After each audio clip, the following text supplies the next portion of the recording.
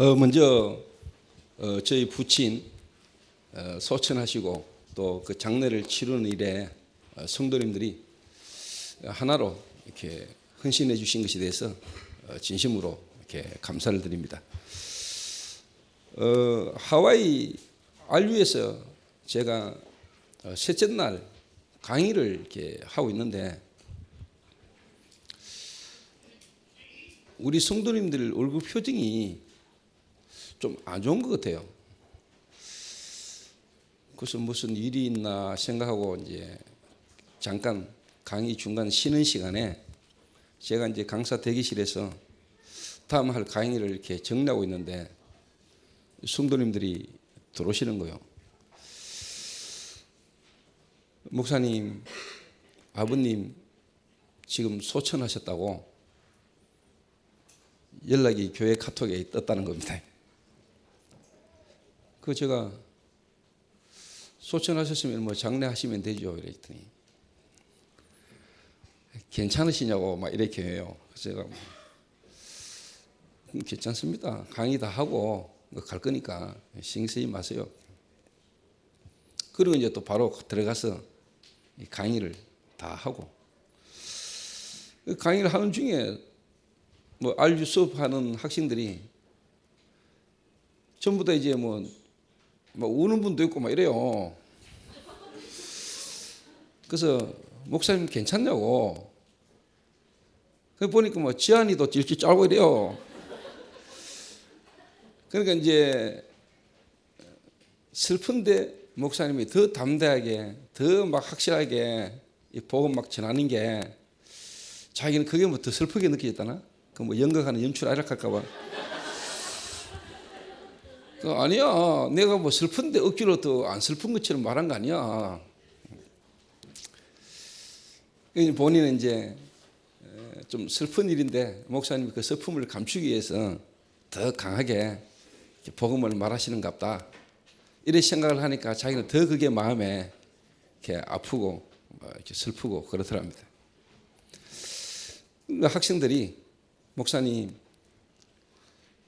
마음은 충분히 이해를 하는데 그래도 가족들을 위해서 또 성도님들과 주변의 사람들을 위해서 목사님 가셔야 안 되겠습니까? 그래서 그게 복음에 유익하다면은 또 제가 가야 안 되겠습니까? 그렇게 생각을 한 것은 제가 강의를 다 못 마쳐도 우리와 함께 간 팀들이 사역을 마무리할 수 있다는 걸 제가 알기 때문에 우리 함께 갔던 팀들에게 나머지 사역을 맡기고 특히 RU 강의가 이틀 남았는데 제가 또 우리 학생들이 또 원하는 것은 목사님의 그 메시지대로 훈련받은 중직자의 간증도 듣고 싶고 또 메시지를 듣고 싶다 해서 조인주 장로를 이틀간 제가 남은 강의를 하도록 하고 또 나머지 사역에 대한 부분을 있는 팀들이 마무리할 수 있을 것 같아서 제가 와도 또 오는 것이 우리 팀들에게도 유익하고 또 이 지역에게도 또 하나님 더 좋은 계획이 있겠다 싶어서 제가 마무리하지 못하고 이렇게 하와이에서 이렇게 미국으로 한국으로 이렇게 돌아오게 됐습니다. 뭐 사람인지라 또 부모님이 돌아가셨다는 소식을 듣고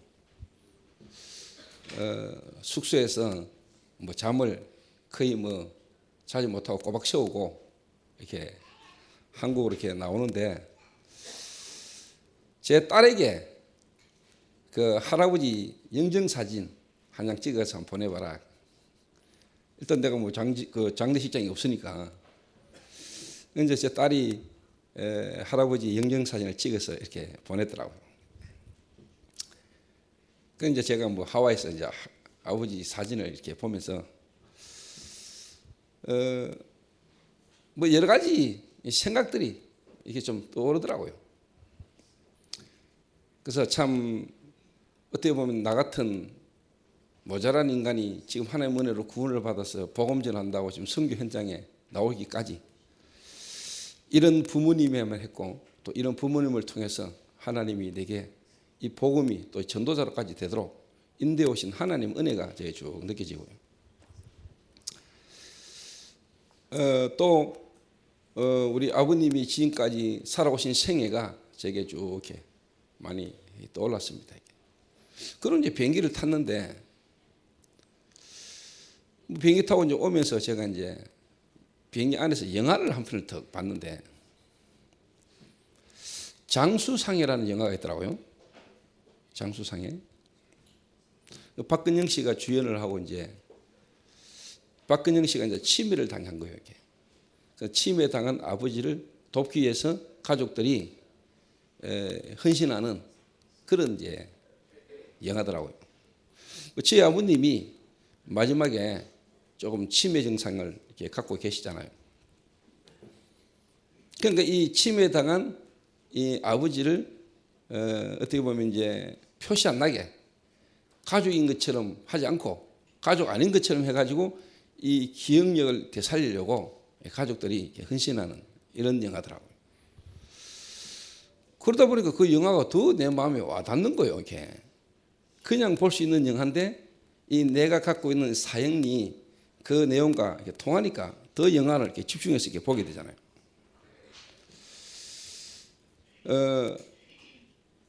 그러면서 참 하나님이 우리 아버님에게도 지금 부르시는 게 참 유익했구나.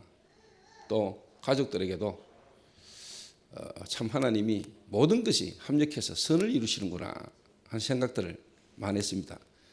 제가 어제 이제 저녁에 장례를 다 치르고 저희 어머님에게 아버님이 내가 그 하와이 가기 전에 전화했을 때 괜찮다.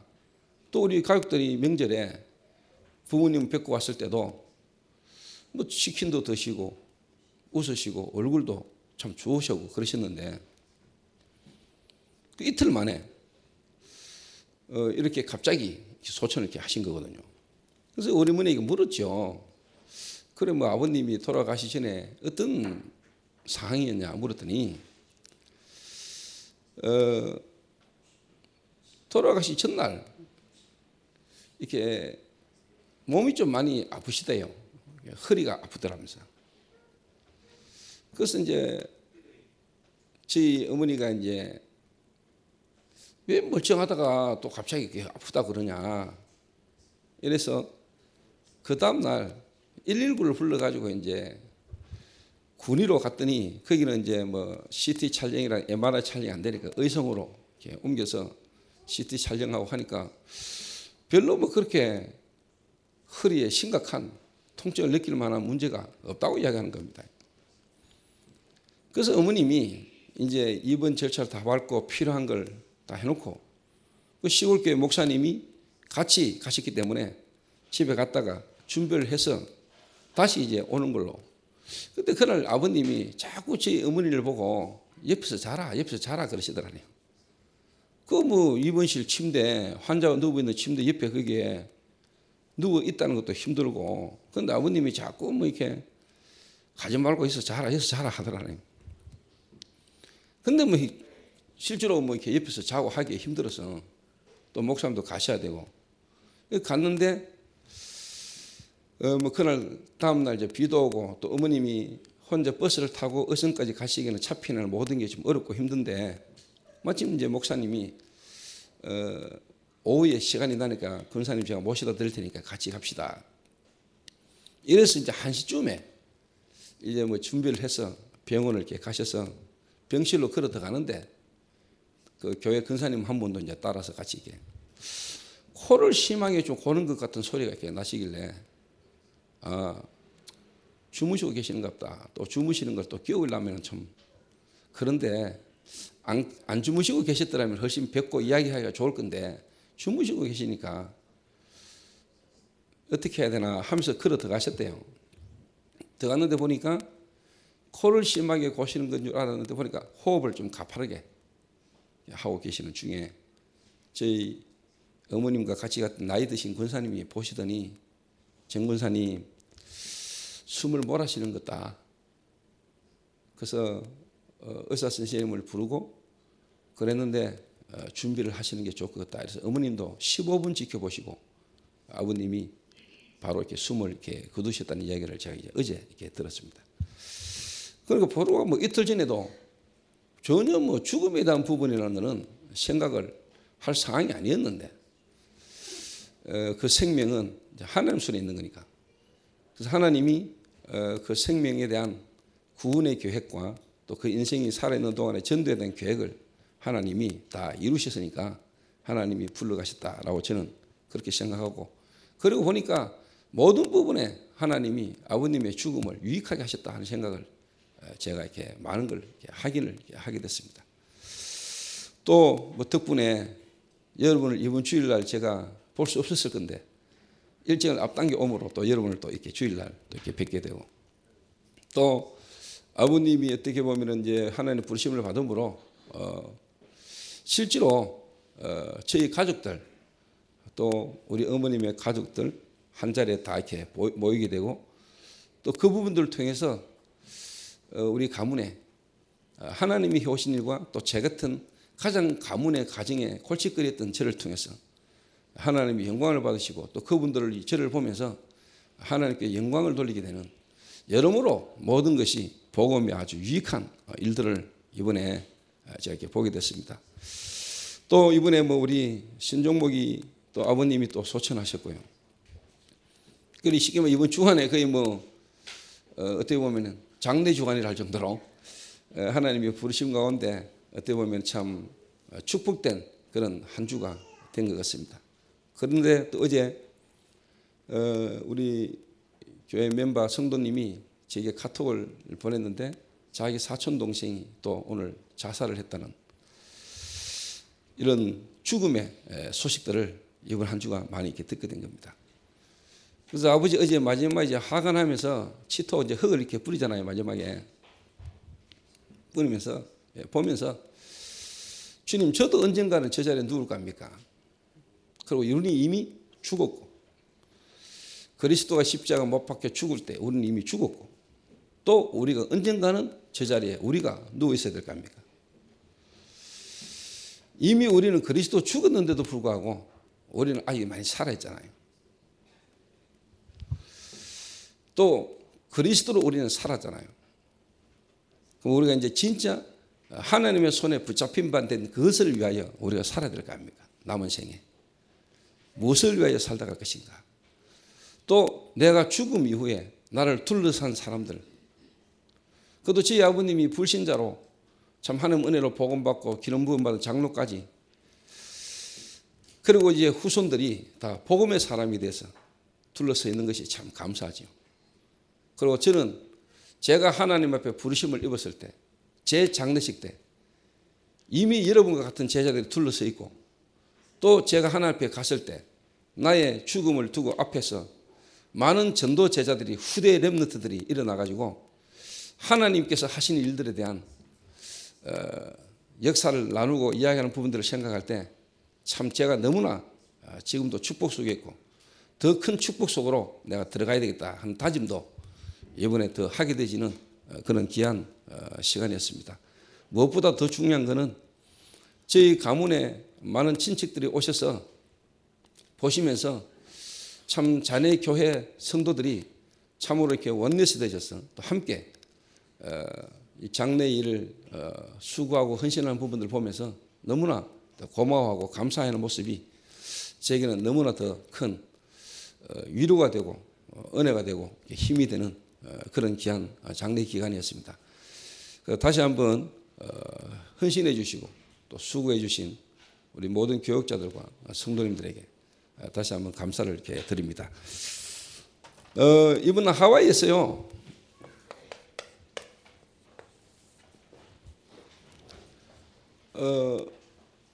제가 강의를 했고 또 그 하와이라는 지역을 두고 제가 기도하고 있었던 부분들이 뭐냐니까, 하와이라는 한 지역뿐만 아니고 지금 모든 세계 교회가요,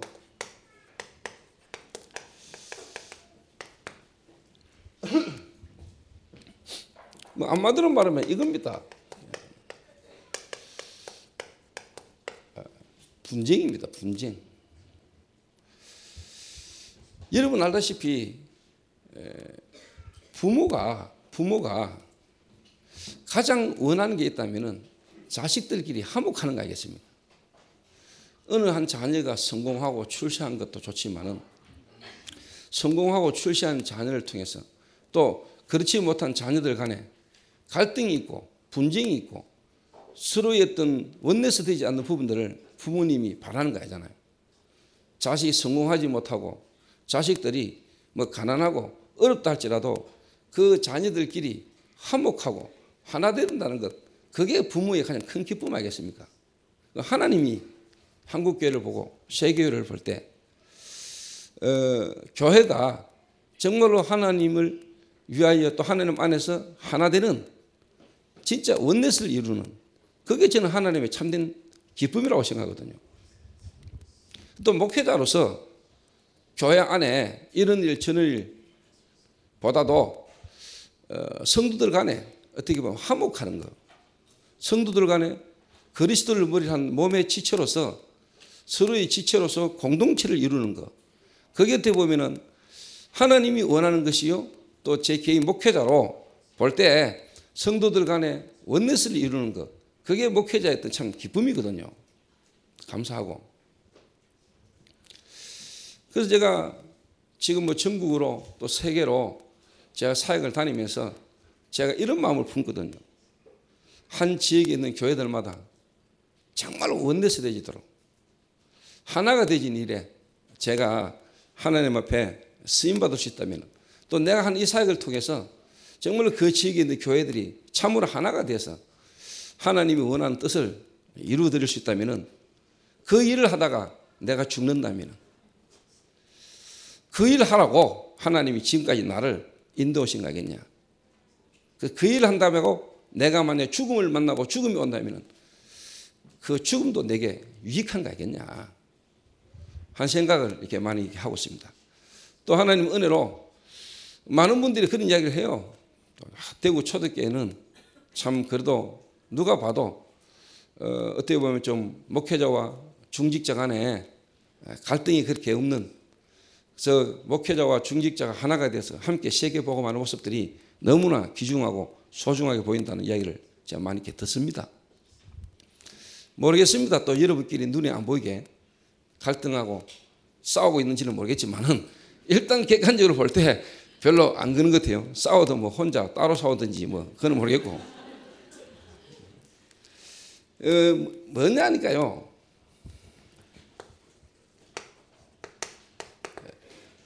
목회자.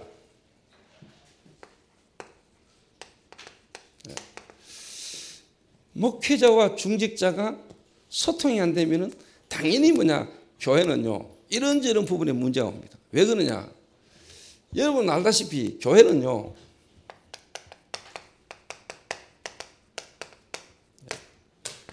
전투적 교회입니다. 뭐 신학적인 용어로 지상교회, 어떻게 보면은 그리스도 구원받은 자의 모임, 이 교회가 전투적 교회라고 말해요.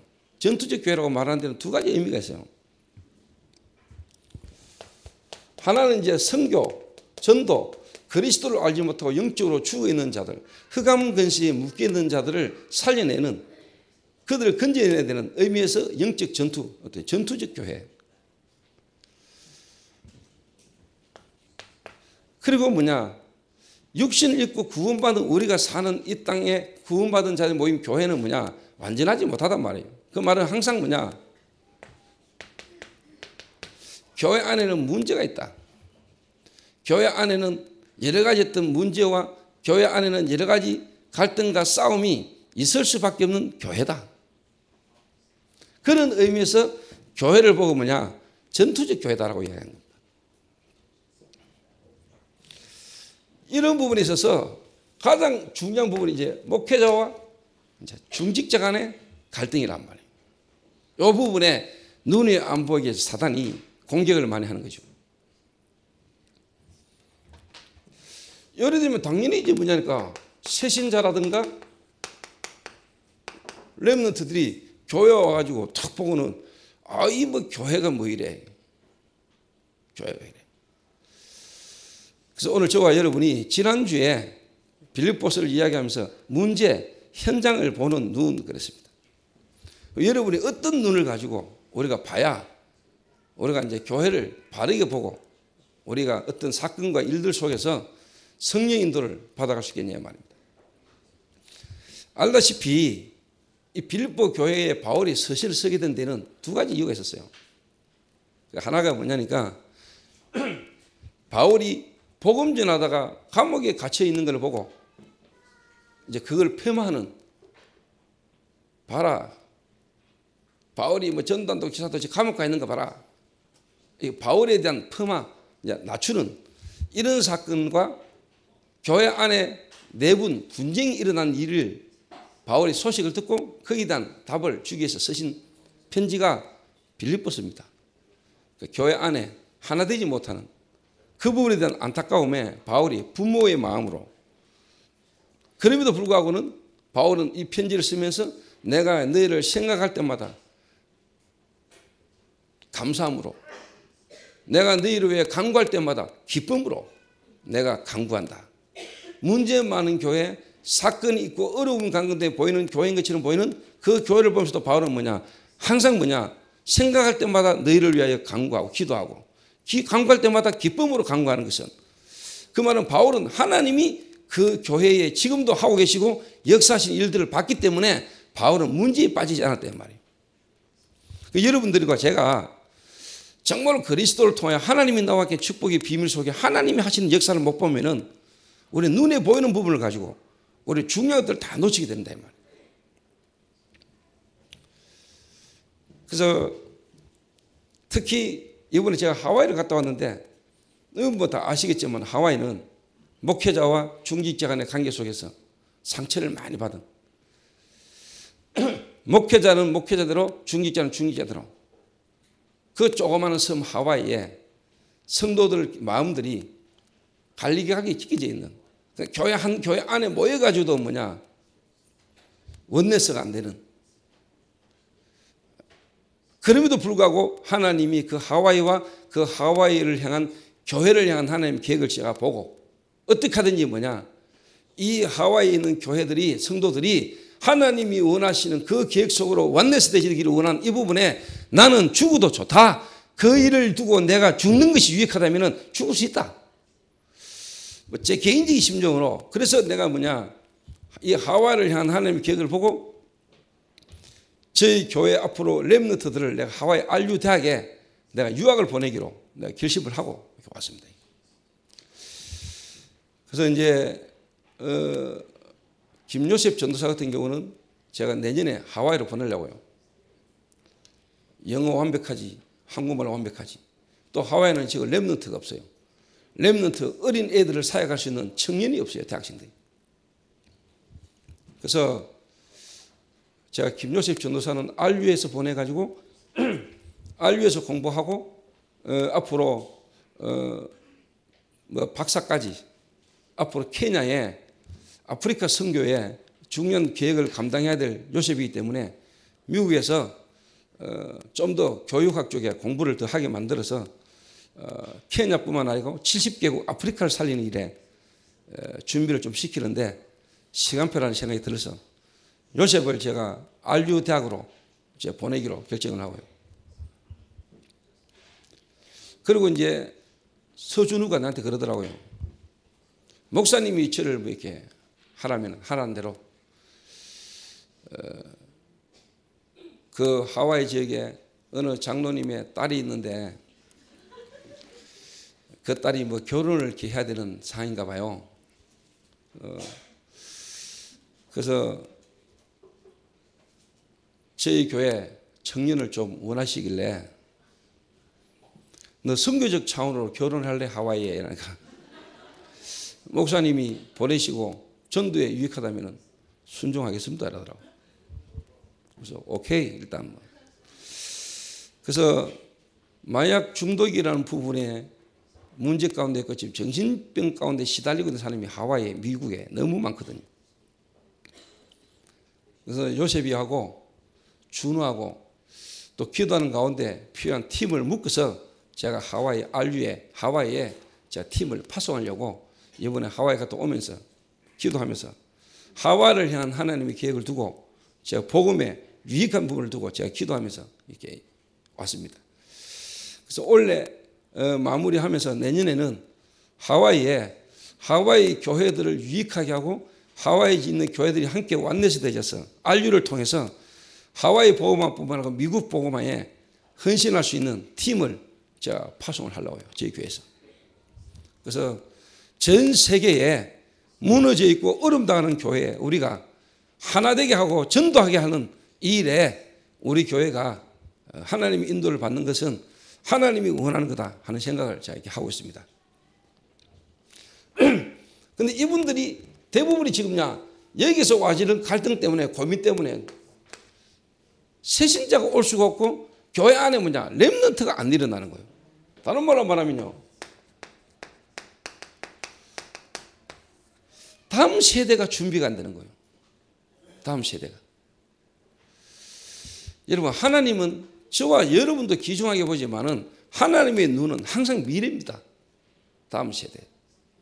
그래서 모세가 여호수아 갈렙을 남겼고 또 여호수아 갈렙이 일어났을 때 가나안 정복이 일어났는데 가나안 땅 들어가 가지고 다음 세대를 준비 못한 거예요. 다음 세대를. 그래서 와진 세대가 뭐냐? 사사기스라는 거, 사사기스. 악순환. 계속 이스라엘이 고통당하는 거예요. 계속 이스라엘. 하나님이 교회를 보고 나의 신부라 그랬습니다. 우리는 구원받은 하나님의 백성은 그리스도로의 신부입니다. 하나님이 우리의 신랑이요, 우리는 그의 뭐냐? 사랑하는 신부입니다. 무슨 말 아시죠? 하나님은 참 속이 없으신 분이라. 하나님이 우리를 사랑하셔서 우리를 하나님의 신부로 하나님 우리를 맞이했잖아요. 그런데 이 신부가요, 하나님의 신부, 다른 말로 하면 이스라엘이 성경에는 그렇게 표현했어요. 이스라엘이 하나님의 신부란 말이에요. 하나님이 이스라엘을 다 신부로 맞아야 되는데 이 신부가 너무너무 바람기가 많아. 이래가지고 하나님이요, 북쪽 이스라엘을요, 다 회초리로 아수르를 들어가지고요, 진짜 북쪽 이스라엘을 때리잖아요. 그러면서 뭐냐? 남쪽 유다, 하나님의 백성들이 깨닫기를 원하고 하나님의 신부가 정신 차리고 돌아오기를 하나님은 건드렸단 말이에요. 그런데 못 깨달아요. 이래가지고 남쪽 유다가 또 바벨론에 멸망당해요. 그런 이야기들이 구약 성경에 나오는 모든 사건과 한민족 인물, 이게요, 하나님이 우리 이스라엘 민족을, 그 말 구원받은 우리를 얼마나 하나님이 지금도 그렇게 사랑하고 계시는가. 온전한 가정생활, 다른 말로 온전한 결혼생활을 위하여 애쓰시는 하나님의 사랑 이야기가 성경이라니까요.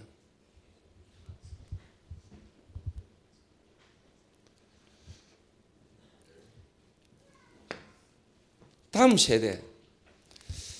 그래서 제가 하와이를 탁 보면서 가장 마음에 안타까운 게 뭐냐?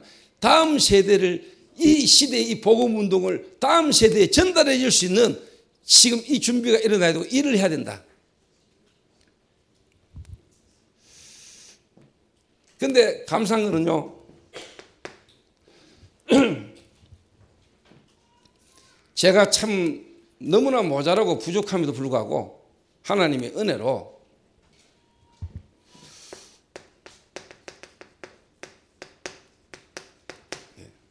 말씀의 흐름을, 다른 말로 말하면 복음 역사의 흐름을 하나님이 제게 깨닫게 해주신 거예요.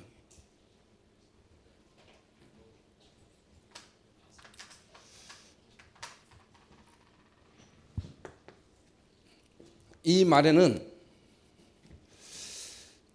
지금까지 복음이 어떻게 흘러왔는가, 하나님을 떠나버린 인간에게 하나님이 구원의 길을 열어주시고 이 구원의 언약, 그리스도의 비밀을 잃어버릴 때마다, 재앙 가운데 빠질 때마다 하나님이 한 전도자를 들고 하나님 복음의 역사를 지금까지 진행해 오셨거든요.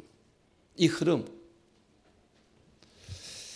요셉 이후에 400년간 복음이 끊어져 버린 그 시대에 400년 만에 하나님이 모세를 붙들고 복음을 회복하게 하셨던 그 하나님의 역사가, 또 복음이 끊어져 버리니까 800년간 복음이 없어가지고 이스라엘 민족이 고통당할 때 이사야 선지자를 통해서 하나님이 복음을 붙들게 하시고, 그게 또 700년간 복음이 끊어져 버렸는데 초대교회 베드로를 중심으로 주는 그리스도시요 살아계신 하나님의 아들이시면 이 복음을 회복했던 것처럼, 이 초대교회가 1500년간 복음을 잃어버렸을 때 마틴 루터가 종교개혁을 시작하시고 500년 만에 이 복음이 회복되는 흐름 속에 저와 여러분 얻어 걸렸다는 것.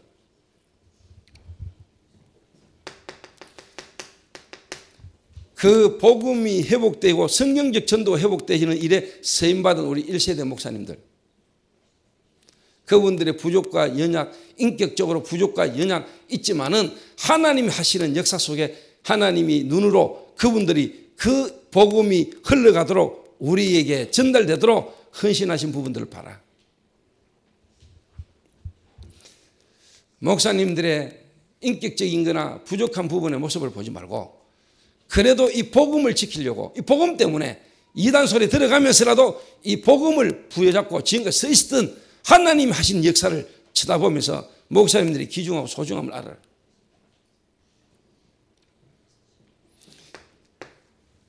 그러나 이분들이 이 흐름 속에 얻어걸리고 이 말씀을 따라 인도받아갔지만은 각인되고 뿌리내리고 체질되지 않을 수밖에 없었던 시간표를 봐라. 그걸 위하여 하나님이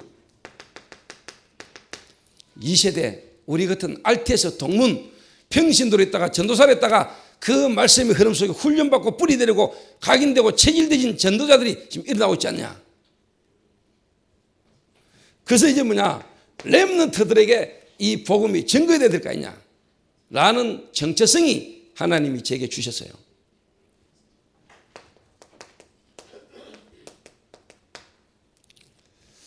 이 축복 속에 내가 누구며 나는 무엇을 해야 될 것인가, 나는 앞으로 뭘 남겨야 될 것인가, 이 답이 제게 있거든요. 하나님 내게 이 은혜를 주셨어요.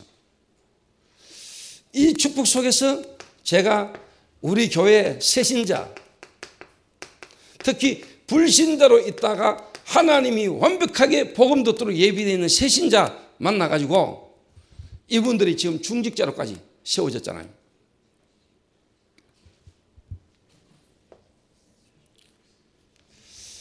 빌립보 교회가 바울이 개척한 교회입니다. 너희 속에 착한 일을 시작하시니가, 하나님이 빌립보 교회를 준비하셨고 하나님이 빌립보 교회를 세우셨잖아요. 너희 속에 착한 일을 시작하시니가, 착한 일이 뭡니까?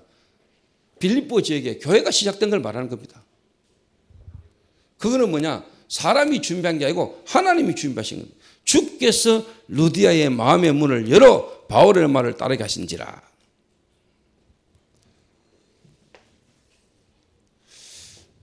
이분들이 뭐냐, 중직자로, 또 많은 교회 또 중직자로 계시던 분들이 너무나 보잘것없고 연약한 저를 만나고 또 저희 교회로 하나님이 만남을 주셔서 지금 같이 가고 계시는 많은 중직자분들, 아는 것도 많고 경험도 많음에도 불구하고 부족하고 연약함에도 불구하고 전도 하나를 두고 인도받고자 하는 저를 이해해 주시고 지금 저와 함께 같이 동행해 주시는 많은 중직자분들이 제게는 감사하다 이 말이에요.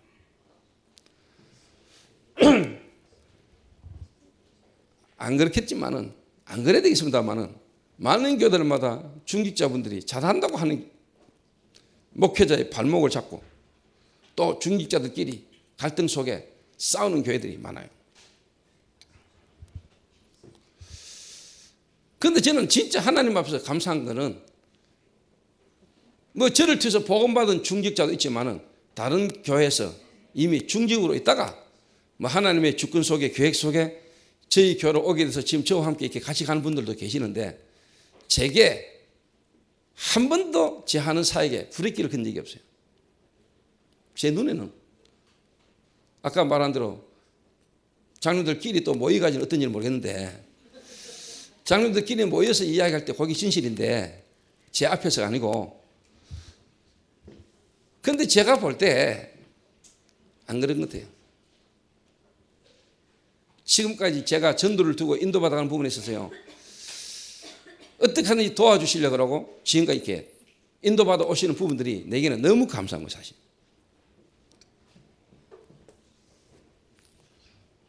그러니까 이렇게 그것은 뭐냐, 중직자 중심의 지교회. 이 말은 뭐냐, 제 개인이 이 정체성을 찾아내다 보니까 내가 만난 새신자들에게 여러분의 인생을 향한 하나님의 미션, 하나님이 나와 당신을 이 만남을 주신 하나님의 미션, 계획이 뭐냐, 요거를 제가 조금 찾아줄 수 있고 찾아줬다는 거.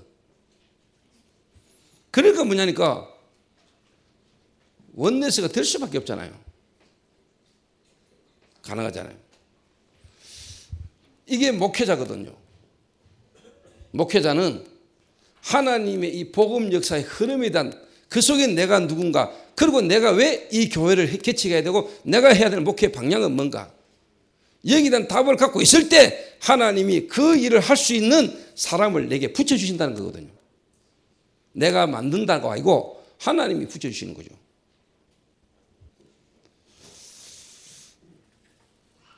요게 안 되니까 교회 안에 자기 나름대로의 각인 뿌리 체질되는 게 있잖아요. 이게 이제 뭐냐, 교회 안에 눈이 안 보이게 쌓이니까 나중에 폭발하는 거거든요.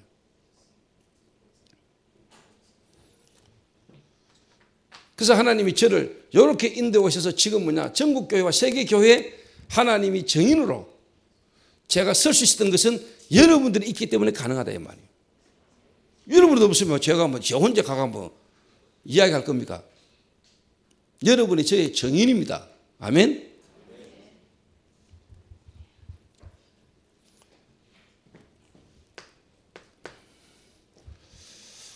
그래서 우리가 이제 다음 세대에게 하나님이 역사에 오신 것에 대한 모델을 남기는 겁니다. 모델. 이걸 가지고 우리가 전국과 세계 교회에 지금 우리가 헌신하는 거고, 이 일을 하는 데 있어서 누가 분쟁과 투기로 하나, 원망과 시비로 가지고 뭘 하나, 우리는 뭐냐, 상관없다. 이 이야기가 오늘 빌립보서 1장 후반절부터 나오는 내용입니다.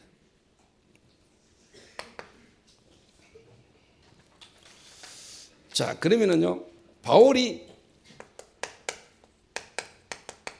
시위대 뜰에 갇혔다. 시위대. 자, 여러분이 이제 시위대라는 부분을 좀 이해를 하셔야 됩니다.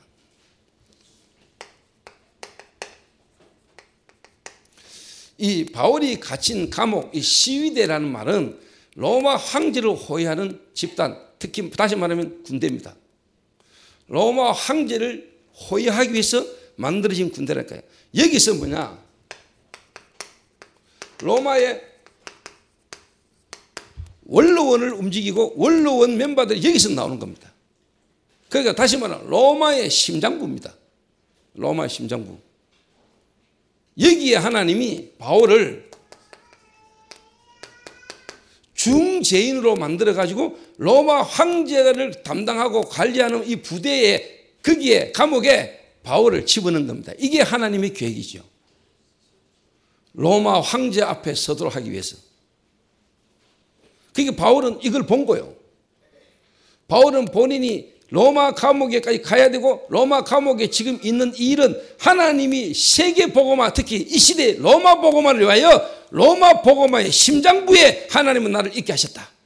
이걸 바울이 딱 보게 되니까 바울은 너무 감사하고 기뻐하는데, 성도들은 말하기를 뭐냐, 원망하고 말이야.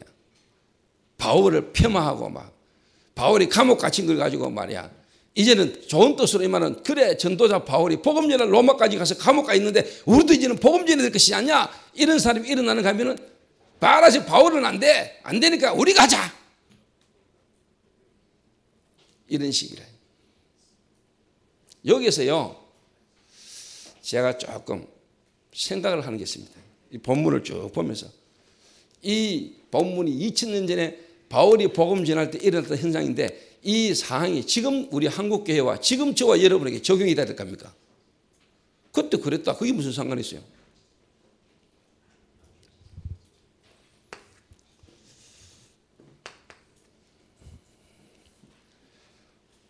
자, 좀 더 말씀드리면요, 여기에 바울이 갇혀있던 시위다는 감옥은요, 죄인을 어떻게 관리했냐면은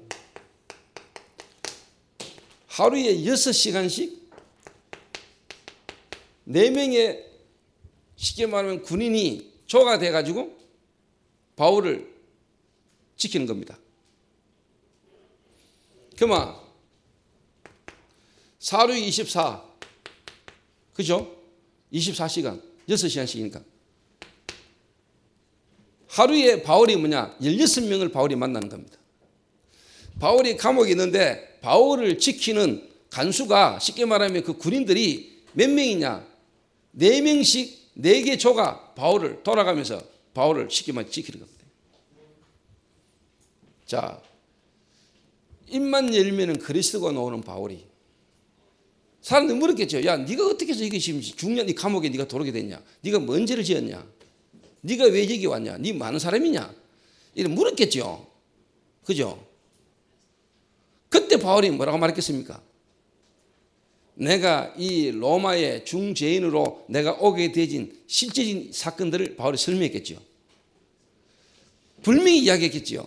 자기가 어떤 가문의 배경이고 자기가 어떤 사람이었는데 어느 날 자기가 다메섹에서 그리스도 되시는 예수를 빛으로 만나면서 지금까지 자기가 이 감옥에 오게 되신 배경을 쫙 설명했겠죠.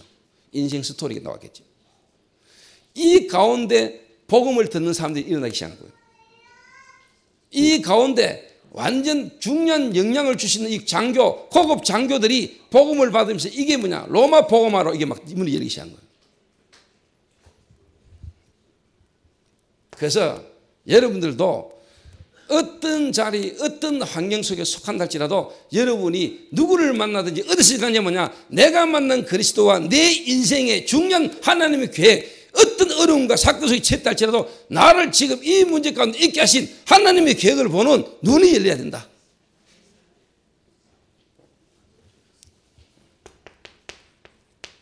다시 말하면 여러분의 스토리가 있어야 됩니다. 스토리.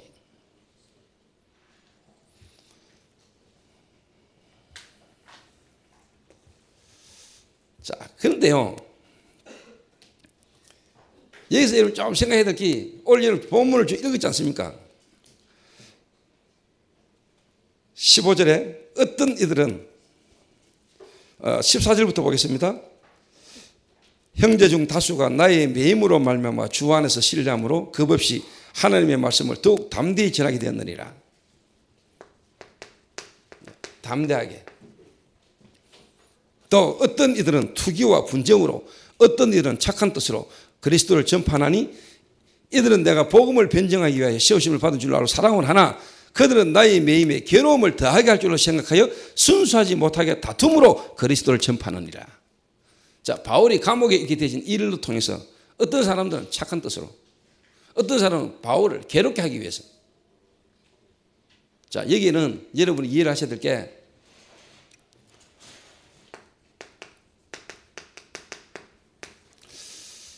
바울이 로마 감옥에 갇혔을 때 그때는 이미 로마라는 지역에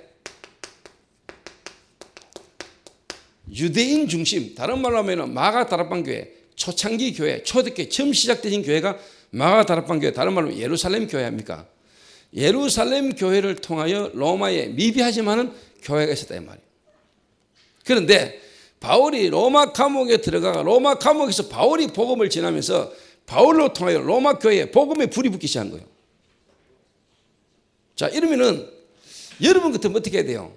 이야, 참 감사하구나. 참 하나님이 저 바울이라는 인물을 감옥 갇히게 만들어가지고 이 로마 복음화의 중요한 문들을 하나님 이루고 계시나. 우리가 해야 될 일인데도 불구하고 우리가 했으면 더 좋겠지만은 하나님이 바울을 통해서 로마 복음화의 세계 복음화의 핵심인 저 로마의 복음이 증거되게 하는구나. 너무 감사하구나. 이래야 되는데 예루살렘 교회가 뭐냐? 아니, 우리가 할 때는 안 됐는데, 우리가 지금 복음 전하고 있는 저 지역은 안 되는데 왜 저 바울이라는 놈이 들어가가지고 감옥에서 복음 전하는데 역사가 막 일어나냐? 이런 말도 안 되는 소리가 일어나고 있는 겁니다. 이게 여러분 2000년 전 이야기입니까? 지금은 안 그렇습니까? 여러분이 하면 안 되는데 다른 사람이 하면 되고, 내가 있는 지역에서는 전도가 안 되지는데 다른 교회에서 누가 와가지고 복음 전했는데 하나님의 은혜로 복음의 증거가 일어난다면 우리는 너무나 감사하고 기뻐하고 좋아야 될 일인데 내 자존심 문제가 걸리고 나보다 다른 사람이 더 잘되고 하는 꼬라지를 못 보는 거예요. 그래서 조선민족이 사돈이 논사하는데 왜 뼈가 아파요?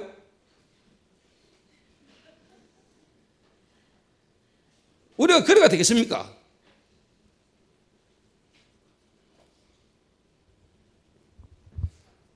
돼요, 안 돼요? 뭔 그런 속아지가 있는 건 몰라요. 물론 창세기 3장입니다만은 바울이 지금 하는 말이 그 말이에요. 그 시대도 이미 그랬어요.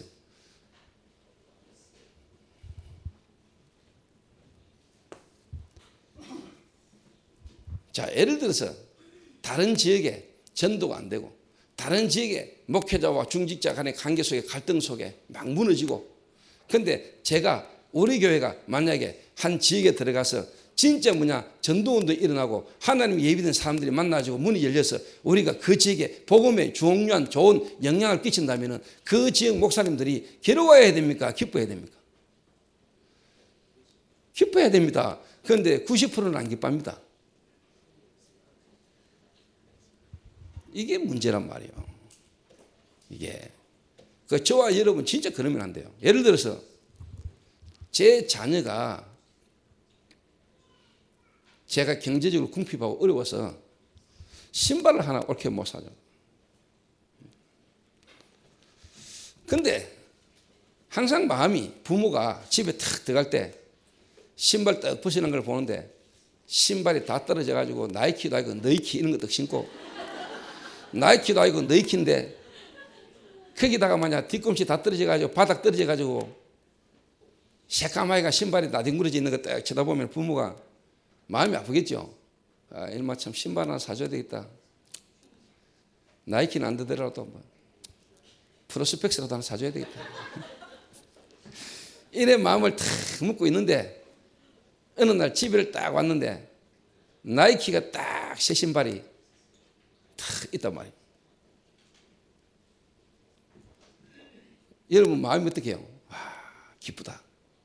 누가 사줬는지 몰라도 또 어떻게 생겼는지 몰라도 우리 아들이 이 나이키 신발을 신게 됐다는 자체가 너무 고맙고 내가 해줘야 되는데 누가 해줬으니까 더 고맙고 그런데 방문 탁 열고 일어나가지고 문 딱 열고 하는 말이 마누라 보고 자식들 보고 이 신발 이거 어디서 났어? 누가 사줬어? 어느 놈이 사줬어? 누구야? 내 허락도 없이. 이런 식으로 노는 인간은 분명히 그거요. 자식이 지 자식 아니구나. 자식 사랑하는 부모가 나는 확실하다고 생각하거든.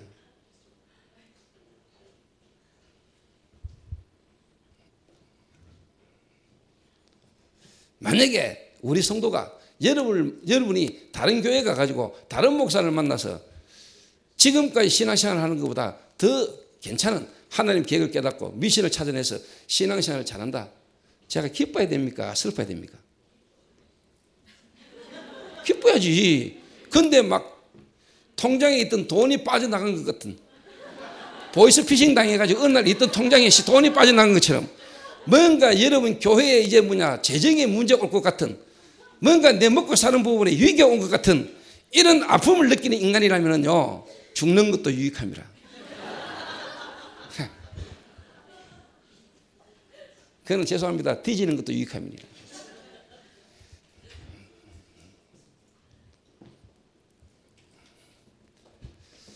저는 여러분에게 지금 편안하게 이야기합니다. 저는 쿨한 사람입니다. 세상말로. 여러분이 하나님의 시간표와 계획 속에 누구를 만나서 은혜 속에서 또 계획을 따라 여러분에게 더 유익한 전도의 열매가 일어나고 더 전도의 중요한 일이 일어난다면 저는 얼마든지 여러분을 보낼 수 있는 마음이 있는 사람입니다. 그래서 그런 일이 생기거든 자신 있게 기쁜 마음으로 저한테 이야기하시고 성도님도 이야기하시고 언제든지 여러분이 가시면 됩니다. 할렐루야.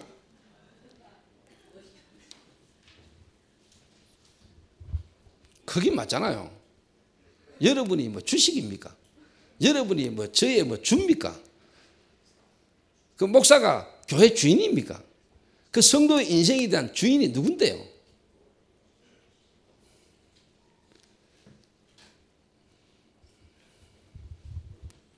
그래서 저는 저희 교회 등록 카드가 없잖아요. 지금까지 저희 교회 오는 새신자들 등록 카드 내민 적이 없잖아요. 언제든지 오셔서 은혜 받고 인도 받다가 언제든지 가세요. 가셔서 여러분이 있는 현장에서 전도하고 전도가 되면 돼요. 그런데 저는 오히려 그게 더 하나님이 우리 교회 저와 여러분을 만나야 될 완벽한 미션 속에 인도받는 사람들이 더 확실하게 드러나고 더 확실해진다고 저는 믿어요. 물론 교회 행정상 우리 교회라는 부분의 삶에 유익을 그리고 필요에 따라 행정적인 부분이 필요하다고 생각합니다. 그게 복음보다 앞서면 안 돼요. 그런 걸로 사람 묶어가지고 교회 못 떠나도록 집사 시합 보고 그리고 에이 근사하세요 장로하세요 이래가 뭔가를 가지고 묶어가지고 엮어가지고 이 사람을 하여금 내 교회를 못 떠나도록 우리 교회에 있도록 묶는다. 나는 그거는 하나님께서 올바른 거 아니라고 생각하거든요. 그 말은 직분이 필요 없고 뭔 일을 안 맡겨도 정말로 그리스도 안에서 내 인생에 이 교회와 이 목회자를 향한 하나님이 미시는 사람이라면 가라 해도 안 갈 겁니다. 직분을 안 줘도 직분이 필요 없고 하나님 앞에서 인생을 걸고 하나님 앞에 가는 그런 제자가 더 중요한 거 아니겠습니까?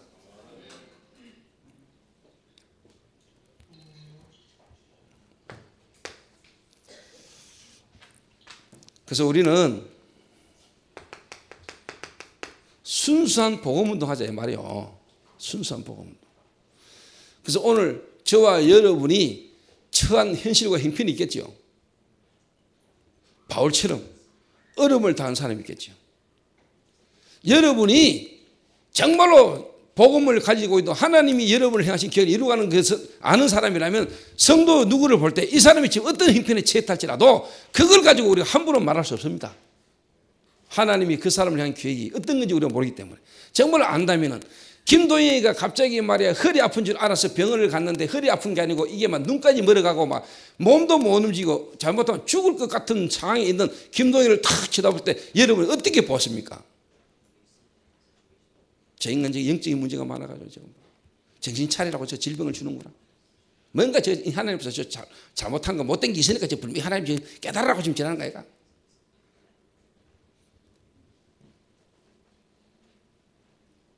그렇습니까? 그리스도가 이미 모든 문제를 했고 하나님이 저 인생을 향한 하나님의 계획 속에 가장 좋은 시간표라는 걸 봐야 됩니다.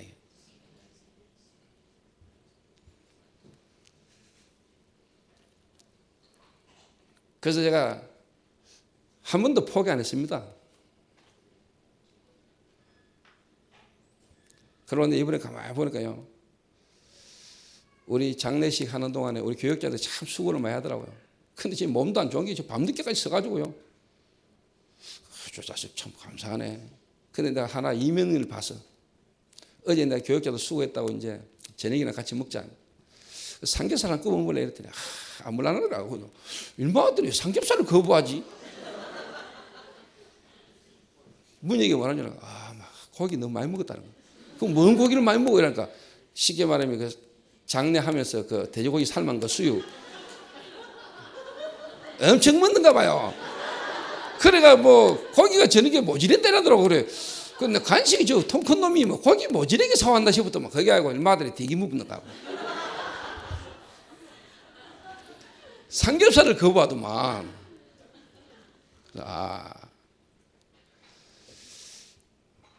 김도희도 많이 먹는가 봐요. 근데 솔직한 말로 저는요, 김도희가 많이 먹는 그 자체가 저는 감사했어요. 제가 먹을 수 있다는 게 참 감사해요. 우리 아들 새 신발 있는 거 보고 기뻐했던 것이 여러분 많이 먹는 게 지금 고마웠어요. 그리고 뭐 장나고 나면 이제 어쨌든 간에 뭐 성도님들 주변의 분들이 이렇게 애도하는 마음으로 이렇게 봉투를 부의금을 주잖아요. 저는 솔직한 말로 하나님 앞에서 여러분 솔직히 고백합니다. 그런 개념 저는 없는 사람입니다. 그래서 말은 이 부조금 통해서 돈 얼마 들어오고 돈 얼마 남고 이런 건 모르는 사람입니다. 저는. 그 말은 그 계산도 못하는 모지른 놈이 다 아니고 더 유익한 것이야. 그래서 일단 이런 부분을 통해서 복음 가진 자로서 복음의 유익함이 나타나야 되지 않겠냐.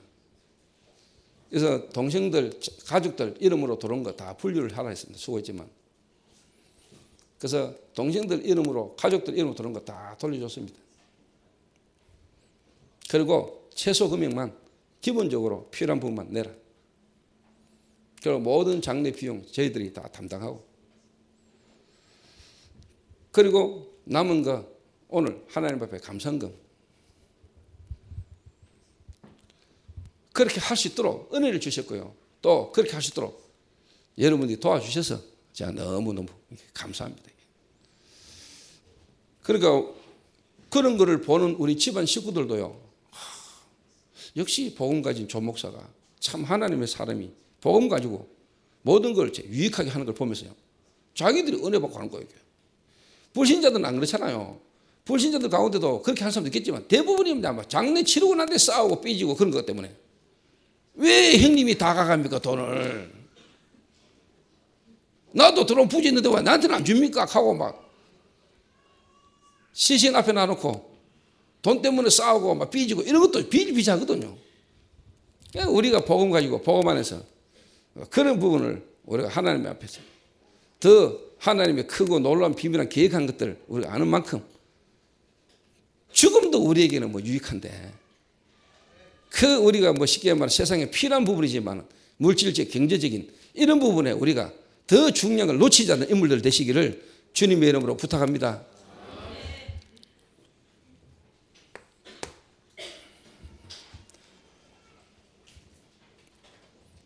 자, 잠깐 이야기했습니다만 이 시위대에 있는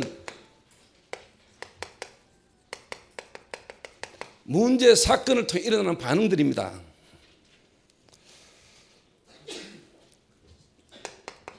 자, 복음 때문에 바울을 폐마하기 위해서 투기로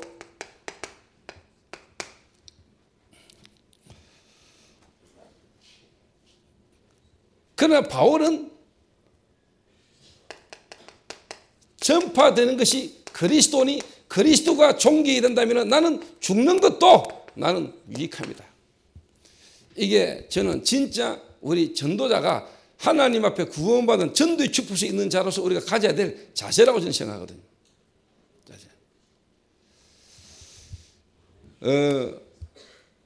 저는 참 하나님 앞에 감사합니다. 예전에 저는 안 이랬습니다.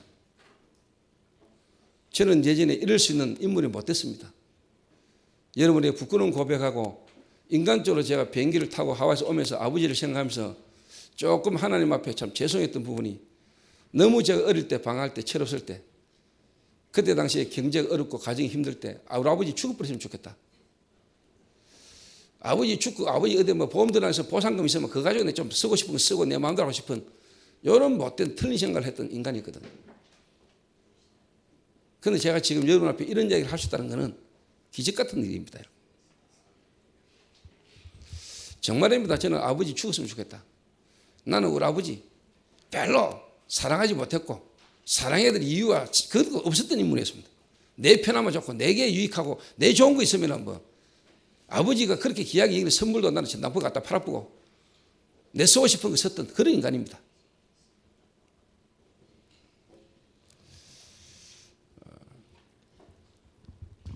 그런데 제가 참 지금 여러분에게 말할 수 있는 이런 부분이라도 조금이라도 이룰 수 있는 것은 참 제가 그리스도를 통해서 하나님 만나면서 하나님이 내 안에서 복음이라는 걸 알아가는 것만큼 말씀이 내게 뿌리 내리고 깨닫지는 것만큼 내 생각과 내 마음에 하나님이 치유하심으로 말미암아 내 삶을 통해서 그리스도가 증거될 수 있는 축복의 자리에 있게 하신 은혜가 너무 저는 크고 감사합니다. 비행기 타고 오면서 참 그 은혜가 오히려 제게 더 크게 이런 나를 지금 그리스도의 사람으로 복음에 유익할 수 있는 부분을 생각할 수 있는 인물로 하나님이 나를 바꾸신 은혜가 내가 너무 귀하고요. 그래서 한 가지 더 다짐한 거는 그래도 내가 참 복음이라는 걸로 또 전도라는 것 때문에 그러면서 참 부모님을 조금 더 내가 관심 가지 못했던 거 하나님 앞에 회개하고 홀로 대신 이제 어머니는 내가 조금 더 관심을 가지고 내가 보살필 수 있는 그런 남은 인생이 됐으면 좋겠다 한 생각들을 조금 이렇게 해보게 되졌습니다. 이게. 왜? 살아있을 때가 기회니까. 돌아가시고 난 뒤에는 저와 여러분 하고 싶어도 할 수 없는 시간표니까. 구원을 받는 것도 우리가 육신 입고 있을 때가 다고, 죽고 난 뒤에는 저와 여러분 어떤 노력을 해도 그 구원이나 여러분이 할 수 있는 것이 아무것도 없습니다.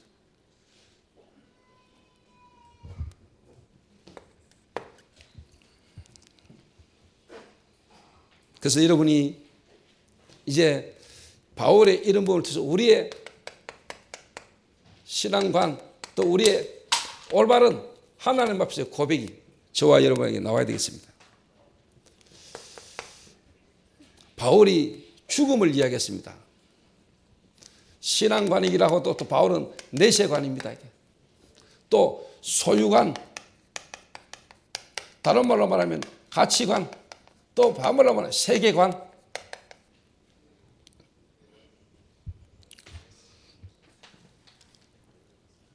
오늘 여러분을 두고 교회 오면서 잠깐 생각해 봤습니다. 죽음. 우리는 한 번은 죽습니다. 우리는 한 번은 죽고 하나님 앞에 써야 되는 시한부 인생을 우리는 살고 있습니다. 죽음을 두고 생각을 쭉 하는 중에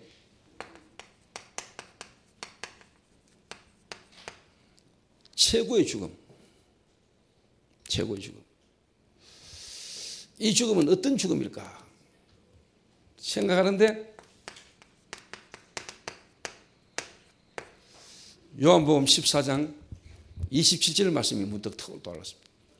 죽음을 앞두고 이제는 십자가 지셔야 되는 죽음이라는 걸 앞두고 예수님이 제자들에게 하시는 말씀입니다. 내가 너에게 평안을 주노라. 내가 너에게 주는 평안은 세상이 주는 것 같지 아니하노다. 자, 세상적인 평안은 어떤 평안입니까?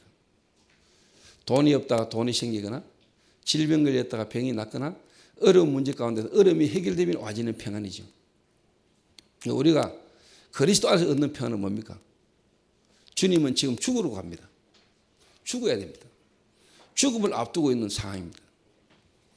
그런데 예수님이 말하기를 뭐냐? 내가 너에게 평안을 준다. 내가 너에게 주는 평안은 세상이 주는 것 같지 않다. 그래서 너희는 마음에 근심도 하지 말고 두려워하지도 마라.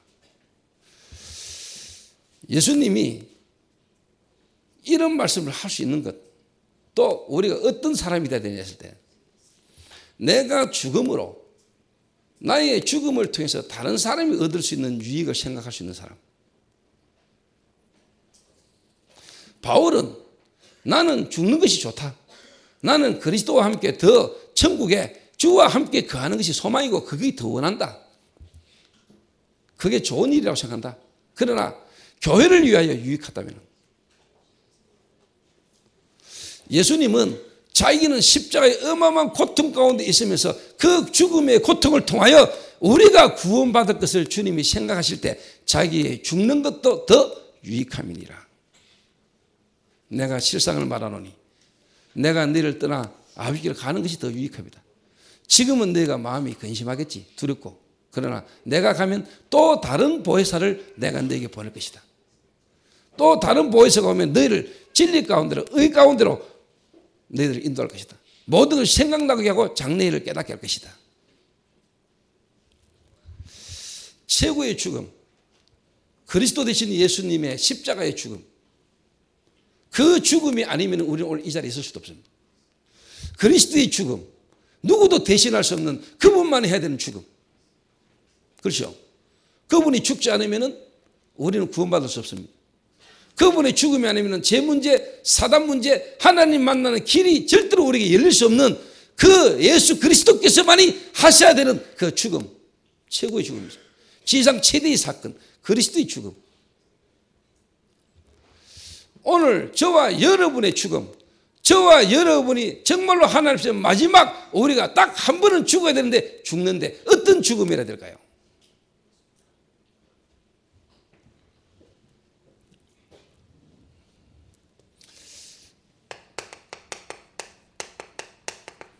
십자가의 죽음.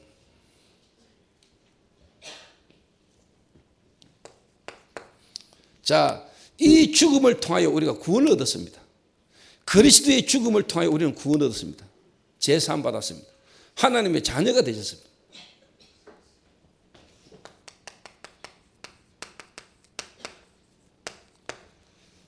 전도자의 죽음, 바울의 죽음, 전도자의 죽음. 그래서 저는 이 유목사님이 지금 세계 복음하는 것 속에 우리 다락방이라는 전도운동하는 이 단체가 이단 누명을 쓰고 한국교회 뜨거운 감자로 모든 한국교회 교단 총회 때마다 다락방 이단 문제를 가 이슈가 되는, 그래서 유목사님에 대하여 이단 누명 쓰게 된 것에 대해서 폄하하고, 그것 때문에 다락방이 뭔 전도 세계 복음만 우리가 한다, 우리가 할 수 있다, 우리도 하자. 이제 봐라 유목사님 이단 누명 쓰고 이제 뭐 한국교회 뭐 한기총회 이제 전도 못한다, 이제 우리가 하자. 그런 걸로 통해서 바울의 마음을 아프게 했던 시대에 있었던 것처럼 이 시대도 지금도 전도자를 쉽게 말하면 괴롭게 하고 힘들게 하는 이런 일들이 지금도 있습니다. 그런데 진짜 전도자는 뭐라고 말합니까? 이렇든 저렇든 전파되는 것은 그리스도니, 복음이 증거될 수 있다면 복음 증거되지는 그게 기쁘다. 그래서 바울은 정말로 이 빌립보 교회가 하나가 되고 원내서 되는 이 일에 나는 죽음도 유익하다. 이 일에 내가 육신 입고 살아있는 이것이 이 일이 될 수 있다면 나는 죽는 것도 유익함이니라. 내 안에 사는 이가 그리스도니 그리스도가 존귀된다면 나는 죽는 것도 유익함이니라. 오늘 저와 여러분들이 하나님 앞에서 저와 여러분의 남은 생애를 두고 우리가 날마다 순간순간 순교, 한 번 죽는데 살아있는 동안에 우리가 진짜 진지한 의미는 내 마음 생각, 잘못된 각인 뿌리 체질을 바꾸고 순간순간 복음과 전도의 유익함을 두고 우리가 선택하고 생각할 수 있는, 그게 우리의 오늘도 죽음이라고 저는 생각합니다.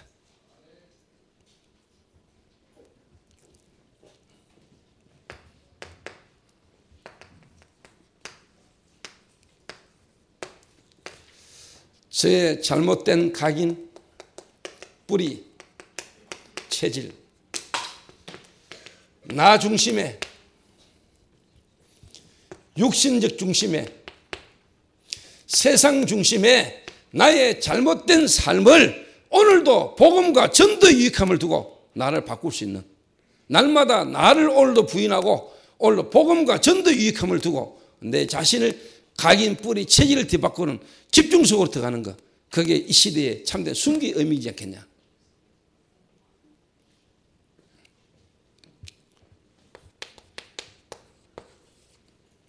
그래서 오늘 저와 여러분이 교회가 하나 되는 원내서 되어지는 이 일에 오늘 저와 여러분이 참으로 사용되어지고 또 저와 여러분 인생이 살아있는 동안에 또 죽는 날 이 일에 저와 여러분이 서 있게 되시기를, 또 여러분 인생이 여기에 쓰임받는 귀중한 인생 되시기를 주님의 이름으로 축원합니다.